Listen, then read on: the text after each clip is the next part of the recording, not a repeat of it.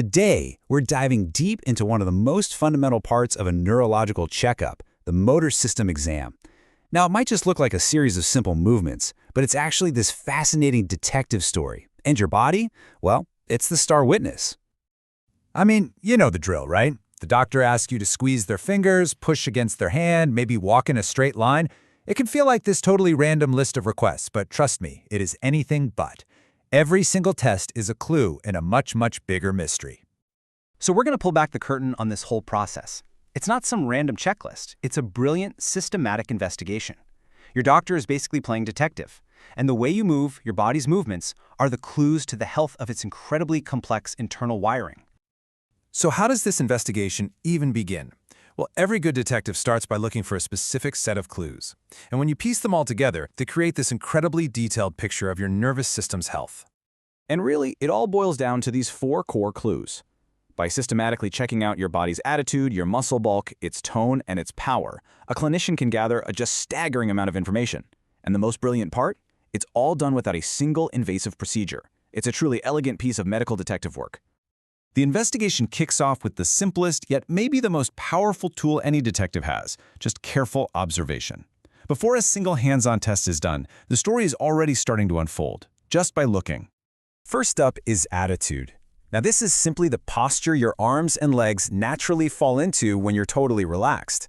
Is one arm bent more than the other?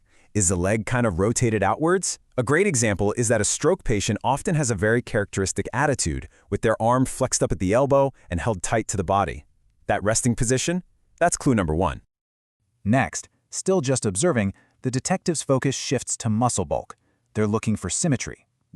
Are the muscles on both sides of the body pretty much the same size? Or is there any sign of wasting, where a muscle looks noticeably smaller than its partner on the other side?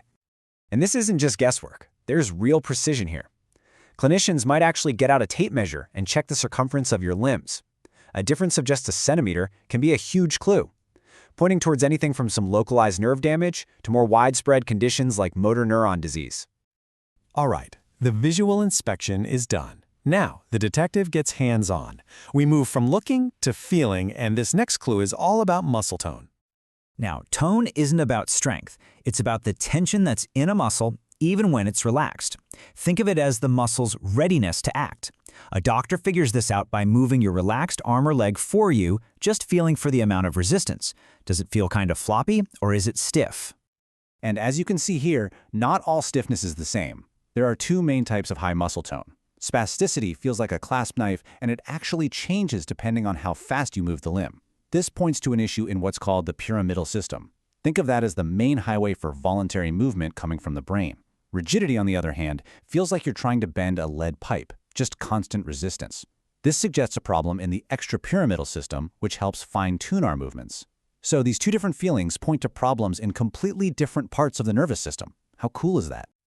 Let's just focus on that clasp knife idea for a second, because it's such a perfect description. Seriously, imagine opening an old-school pocket knife.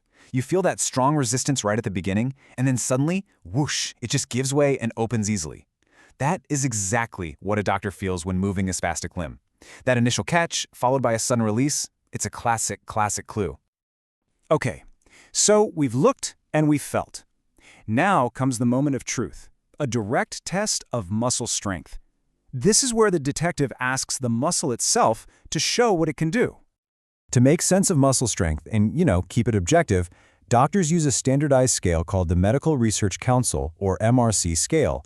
It grades power from 0, which is no movement at all the way up to 5, which is normal power. It's a beautifully simple way to put a number on weakness. So let's just quickly walk through the scale. At the very bottom, we have grade 0. This means there is absolutely no flicker of a muscle contraction. Nothing. Even though the patient is trying their hardest to move, the muscle is completely still. A little step up from that is grade 1, which is just a tiny flicker of contraction but no real movement. But then we get to grade 2, which you see here. This means you can actively move your limb, but only if you take gravity out of the picture. So for example, you could slide your leg back and forth on the bed, but you wouldn't be able to actually lift it up off the surface.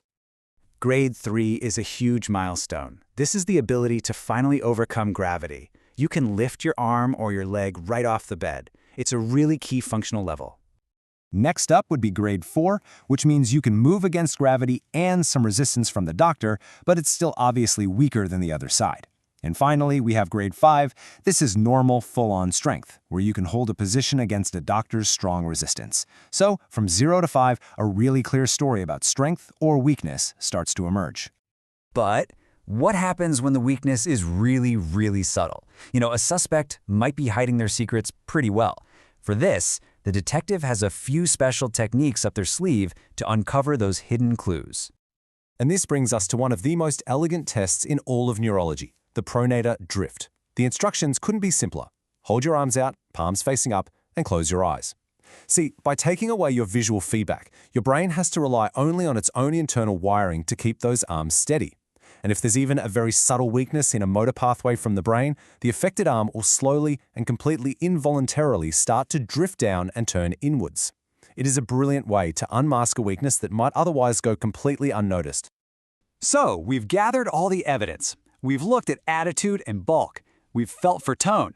And we've tested power, both the obvious and the subtle kind. Now, the detective puts it all together. The really crucial thing to get here is that none of these clues exist in a vacuum. The detective is looking for patterns. Is the weakness just on one side of the body? Is it paired with high tone or low tone? Does it affect the big muscles or the tiny ones?